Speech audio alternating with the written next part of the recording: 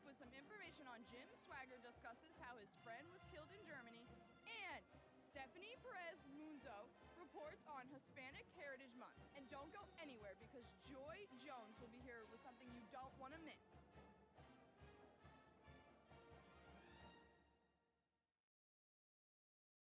Sponsorship for Southern Miss Today comes from Mississippi Beverages. Mississippi Beverages provides water, water coolers, and coffee service throughout South Mississippi. Take half of your weight in pounds. That's how many ounces of water you need a day. Mississippi Beverages can help you reach that goal by delivering fresh water to your door.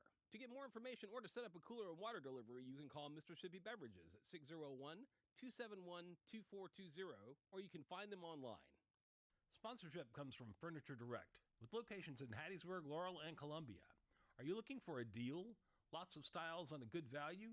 You can find them on Facebook at Furniture Direct Hattiesburg for the latest specials and promotions. Or you can shop anytime at FurnitureDirectNow.com. You can see why Furniture Direct is your furniture destination. Welcome back to Southern Miss Today. Let's kick things off with on-campus news. Starting with homecoming results for 2025 to 2026 are as followed. Homecoming Queen, Kaylee Rouse. Homecoming King, Jay Fountains. Miss Southern Miss, Olivia Leggett. Mr. Southern Miss, Andre Baroche. Graduate Maid, Mackenzie Brown. Graduate Beau, Zoe Kadri. Sorry about that. Senior Maid, Scotland Slay. Senior Beau, Caden Reynolds. Junior Beau, Charles Johnson III. Sophomore Maid, Kaylee Haley. Sophomore Beau, Aiden Smith. Freshman Maid, Savannah Westcock. Freshman Beau, Nick Gavin. And for Junior Maid, Abby Schmidt. Congratulations to all the 2025 homecoming court. Southern Miss has been recognized with the Corsoretta Rising Star Outstanding Achievement Award. The honor highlights the university's success in expanding online learning opportunities and reaching more students through digital education platforms. Southern Miss students are gaining hands-on experience through a NOAA research voyage, taking their classroom knowledge to open sea. The trip gives students an opportunity to assist with real-world marine science research. The Mississippi Digital Humanities Hub at Southern Miss is working to preserve and promote the state's history through digital innovation. The project connects scholars, students, and communities to share Mississippi stories and make historical resources more accessible online. Southern Miss anthropology students are teaming up with Gulfport community members to help preserve a historic cemetery. The project involves documenting grave sites, cleaning headstones, and learning about the cultural significance of the area, all part of the effort to protect and honor local history. Southern Miss has officially reopened its renovated fresh food company, unveiling a bold new look and upgraded dining experience. The refreshed space features modern design, expanded menu options, and improved seating, aimed at creating a more welcoming environment for students and staff. In Hattiesburg news, Hattiesburg third grader Baron Bear Miller has published a children's book called The Adventure of Something. The young author's debut showcases imagination and creativity beyond his years, inspiring other children in the community to dream big and share their own stories. The Hub City Humane Society is asking for community support to continue caring for hundreds of animals each year. Officials say donations and volunteers are critical to keeping the shelter running and providing food, medical care, and safe homes for pets in need. The Laurel City Council plans to apply for a loan to fund improvements at the Amarick Farms, aiming to enhance facilities and accessibility for the community. At the same meeting, officials announced they are taking bids for a new playground at Mason Park, part of an ongoing effort to update and expand recreational spaces in the city. City of Laurel crews are working to fix the problem that caused sewer lines to overflow on Friday. Officials say repairs are underway to prevent further backups and ensure the system is functioning properly for residents.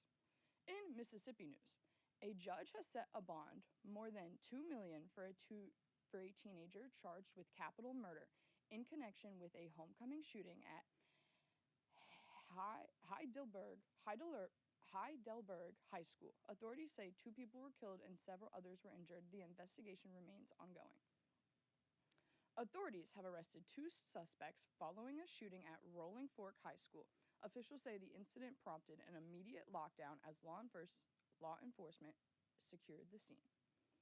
Police are investigating a shooting near the tailgate section at Mississippi Veterans Memorial Stadium. The incident happened during game day activities, prompting a swift response from law enforcement. Authorities say the area has been secured and the investigation is ongoing. 1 person is dead and 2 others are injured after a shooting at Alcorn State University. Authorities say the incident happened late Sunday night, prompting an increased security presence on campus. The investigation is ongoing as officials work to determine a motive. 5 people have been arrested in Mississippi following an incident with a 2-year-old that was shot in the leg. Authorities say the child is expected to recover and the investigation remains ongoing as officials determine the circumstances surrounding the shooting. In national news, China says it will stand firm against President Donald Trump's proposal to impose 100% tariffs on Chinese goods. Officials warn the move could escalate trade tensions and disrupt global markets, while emphasizing China's readiness to defend its economic interest. The National Guard has stood down in Illinois, while in Memphis, guard troops continue to patrol alongside local police. Officials say the deployments are a part of ongoing efforts to maintain public safety following recent unrest.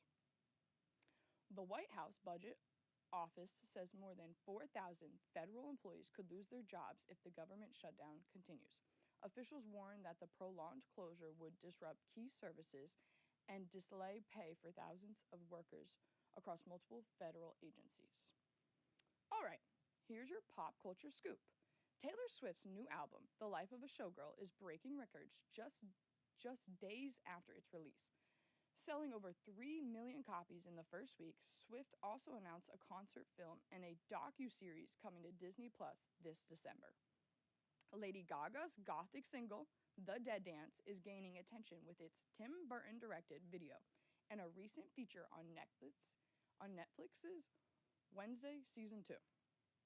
And in Paris, Beyoncé and Miley Cyrus surprised fans with a debut during a live show, creating one of the year's biggest pop music moments. That's your pop culture scoop. Before we wrap things up, here's a little inspiration to take with you today. When you can't find someone to follow, you have to find a way to lead by example. Roxane Gay. Roxane Gay. And that was our news update for today. You're tuned into Southern Miss Radio, and we'll be back in just a minute with sports and weather. But first, a quick word from our sponsors. Sponsorship for Southern Miss today comes from Mr. Sippy Beverages. Mr. Sippy Beverages provides water, water coolers, and coffee service throughout South Mississippi. Take half of your weight in pounds. That's how many ounces of water you need a day. Mr. Sippy Beverages can help you reach that goal by delivering fresh water to your door. To get more information or to set up a cooler and water delivery, you can call Mr. Sippy Beverages at 601-271-2420, or you can find them online. My simple solution to the problem was remove people from the scene and help them feel safer. In response to attacks against Asian Americans, Maddie Park raised over $250,000 to donate cab rides to the Asian community. There is so much more work to be done. We really need to come together and tackle this issue as a community. Support the Asian community. Learn how at lovehasnolabels.com. Brought to you by Love Has No Labels and the Ad Council. All right, Golden Eagles, here's your Southern Miss sports scoop. Southern Miss football pulled off a thrilling 38-35 victory over Georgia Southern on Thursday, improving to 4-2 on the season and 2-0 in the Sun Belt play. In women's volleyball, Southern Miss bounces back with a 3-1 over Louisiana on October 11th, keeping momentum strong in the Sun Belt play. To keep up with all the Golden Eagles sports activities, head over to southernmiss.com. Golden Eagles, if you're headed out, here's the weather you need to know. Today's looking mostly sunny with highs near 84 and lows around 51. Light winds and bright skies. Sun's out, skies are clear, ideal day to step outside and yes, maybe even touch some grass. Up next, we have Jim Swaggart discusses how his friend was killed in Germany. Check it out. This is Mississippi Moments, produced by the Center for Oral History and Cultural Heritage at the University of Southern Mississippi, and supported by the Mississippi Humanities Council. I'm Bill Ellison. In the chaos of war, soldiers are sometimes mistaken for the enemy by friendly forces and pay the ultimate price. Jim Swaggart gets emotional when he discusses how his friend was killed one night in Germany. You see a lot of men get killed. We had a fellow named Sergeant Puffer. And the Germans was over here and we was here. We was getting ready to push off. It's nighttime. So Sergeant Puffer thought he heard a noise down there, and he went down in no man's land between their territory and ours, and he's going to investigate it. And he didn't think about it, but they had a machine gunner over there, a 50 caliber machine gun set up right across from my foxhole. And Puffer, he come up there right in front of that machine gun with a rifle in his hand. And that fella, he shot 5 times. 4 of those 50 caliber bullets hit Puffer. And it didn't kill him right off. I went over there to where he was at, you know. And he said, anyway, I knew him real well. And he said, why did it have to happen to me, you know? To learn more, subscribe to the Mississippi Moments podcast or visit cohch.org.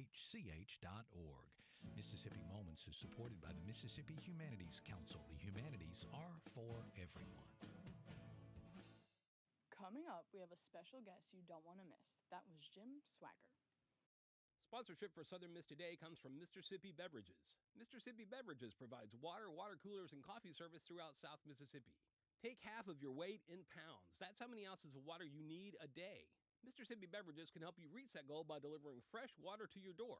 To get more information or to set up a cooler and water delivery, you can call Mississippi Beverages at 601-271-2420, or you can find them online. Sponsorship comes from American Graphics. Located at 8 Commercial Warehouse Drive in Hattiesburg, American Graphics provides custom screen printing and embroidery. They can be reached by phone at 601-602-2277. And the website is goamericangraphics.com. American Graphics, printing at its finest. Let's welcome Joy Jones to the show. Hey Joy, how are you doing today? Hi, I'm good. How are you? Living the dream. Can you tell us a bit about yourself? Yes, Joy Jones. I'm the Executive Director of the Mississippi Coalition Against Domestic Violence.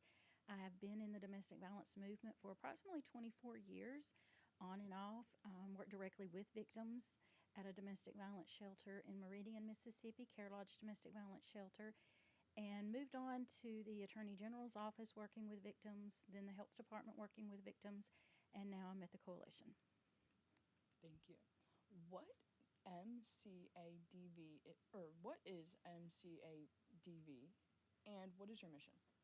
MCADV is an agency that supports domestic violence shelters and in their needs by providing technical assistance and training.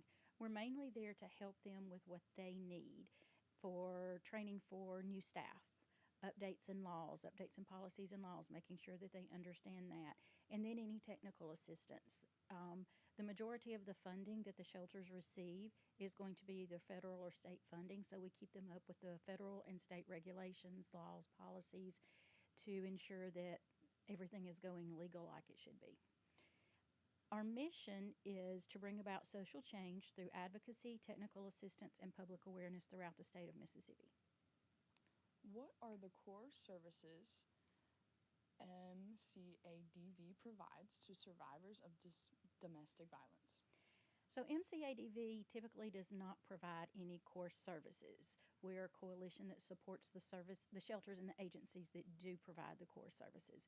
We do offer legal assistance because most of our shelters cannot afford to provide any legal assistance to their survivors. However, when someone calls us and they're in need, we're able to contact them to the resources, either the shelter or the program agency that can help them. And I can tell you that their services include emergency shelter, advocacy, case management, counseling, transportation, financial assistance, and a lot of other services. And one thing I think it's really important for everyone to understand is that even if you don't need emergency shelter, all of the other services are still available to victims of domestic violence. How does MCADV support domestic violence shelters and local programs across Mississippi? Like I said earlier, specifically training and technical assistance. We keep up with all of the federal and state regulations that change, so we make sure that they're updated on that. We provide them training. A lot of times they may hire new staff that don't know anything about domestic violence, so we're going to come in and we're going to do trainings to ensure that their staff knows the direct people that they're working with and make sure that they have the education that they need. And then we again go back to the technical assistance, whatever they may need, whether it be training, whether it be updates, anything like that. We're more of a support system for them. What partnerships or collaborations have been especially impactful in your work? We have so many partnerships and collaborations. I tried to think of I'm not going to say the most important, because any collaboration that we have, our partnership, is very important. We work with the Mississippi Attorney General's office. They do specific law enforcement training, so we wrote a grant with them. So we're working with them to make sure law enforcement is trained. We work with the Department of Public Safety, and I'll talk about that in a few minutes, but they are involved in the Fatality Review Board that was just passed. So we're now working with them. We work with the Mississippi State Department of Health. They provide a lot of funding to us in the shelter, so we work directly with them and on some initiatives that we're involved in. We work with United Way. We work with the Mississippi Public Health Institute, colleges throughout the state, and we work with legislators. And that is not everybody. That's just a small list. How can survivors access help and resources through MCADV? So MCADV does sponsor a statewide domestic violence hotline, which is 1-800-898-3234. And just in case, I also want to give out the National Domestic Violence Hotline. They also can provide information and resources, and that number is 1-800-799-7233.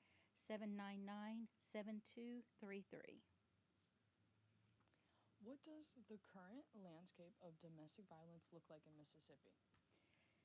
Unfortunately, one of the most important things to know about the landscape is services are high and resources are low.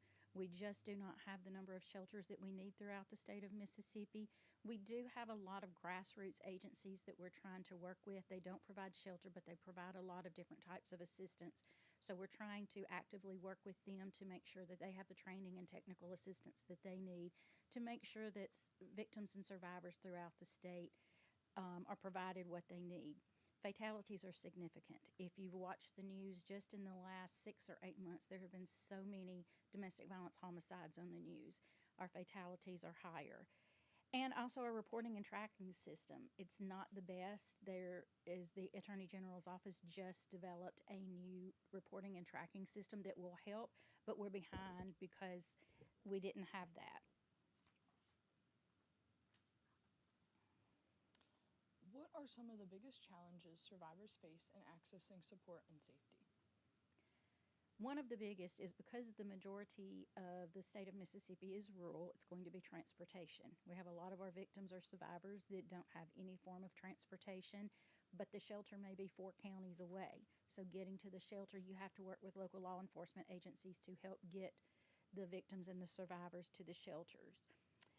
Fatality tracking, like I said, it has not been tracked, and so we don't know in the state of Mississippi how many fatalities are as a result of domestic violence.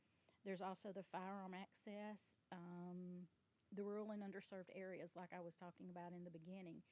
Because so much of Mississippi is rural, it's hard to get the needs met, the specific needs met for the victims, because it's hard to get where they need to be. And then prevention and awareness. We have a lot of places in the state who don't know about the shelters, who are not aware and don't even know or understand what domestic violence truly is. Has MCADV seen changes or trends in domestic violence cases in the recent years? It's hard to address the changes in our trends in domestic violence due to lack of information or changes in reporting.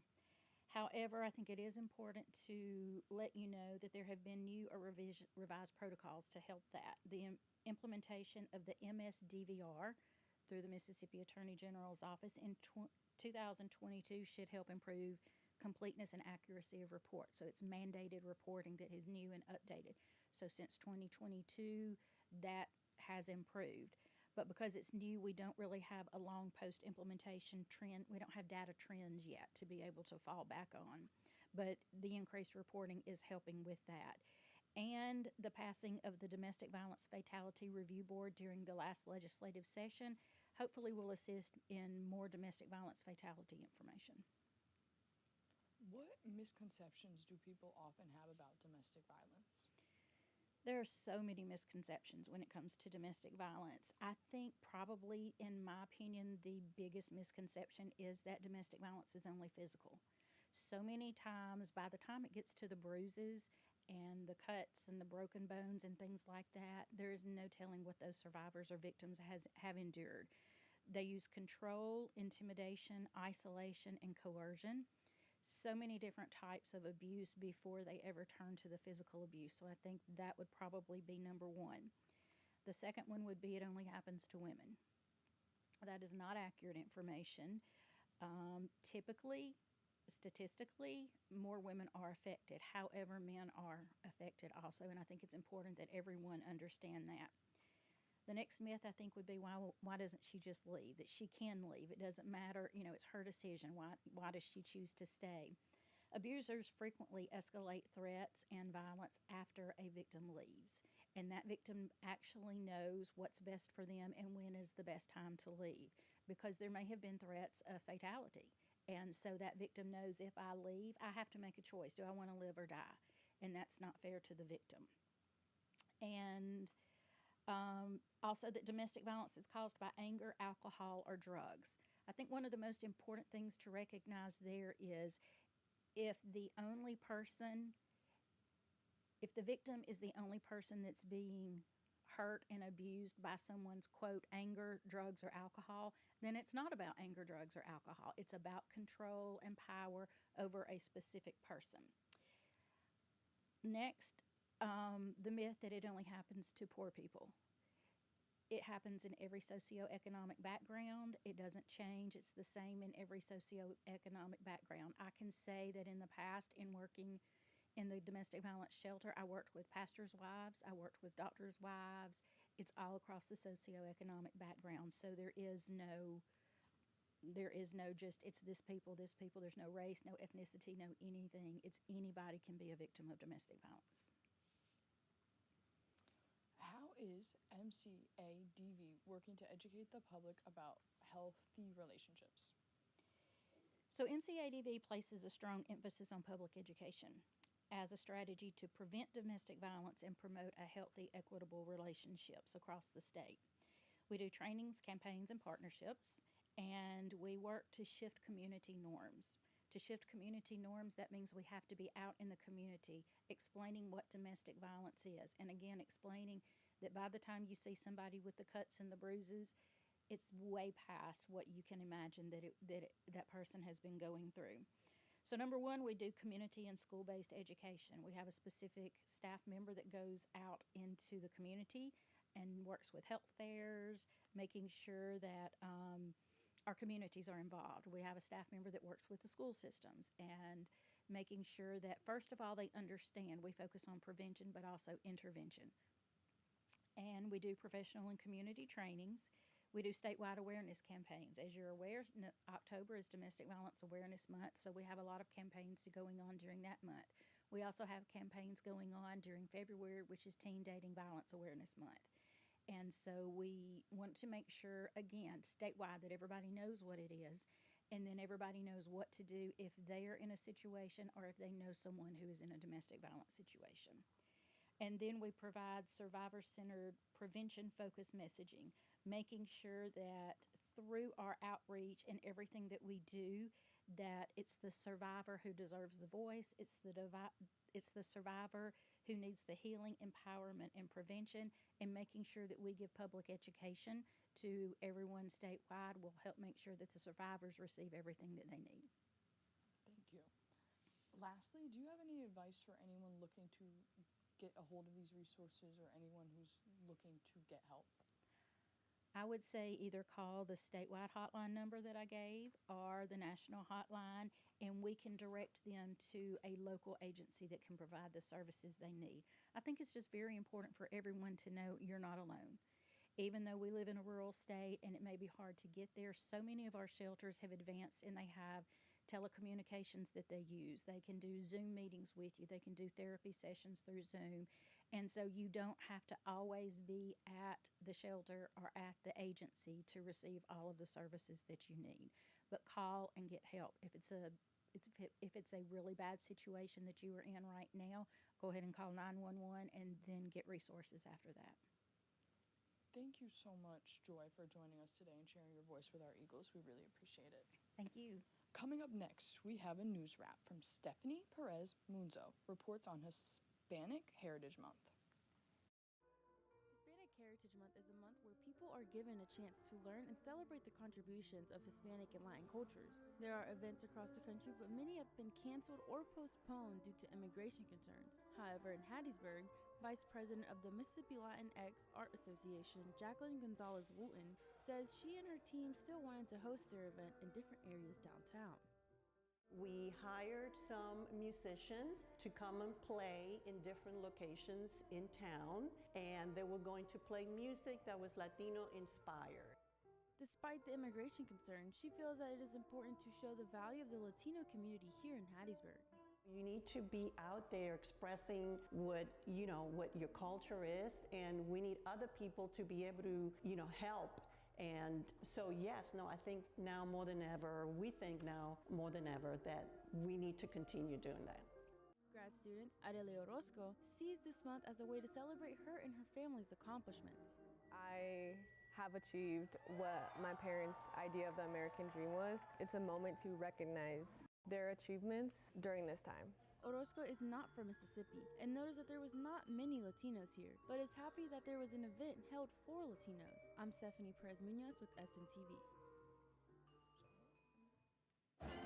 Thanks for listening to Southern Miss Today on Southern Miss Radio. Big thanks to Seb, our audio engineer, Carl, our assistant producer, and Meadow, our video producer, for keeping this bird flying. A special thank you to our program director, Adeline Fields, and our general manager, Dr. Martin. We appreciate everything you do. I'm Sam Romeo, signing off. Don't just get through the day, make it count, keep shining, and don't forget to be someone. Y'all have a blessed day.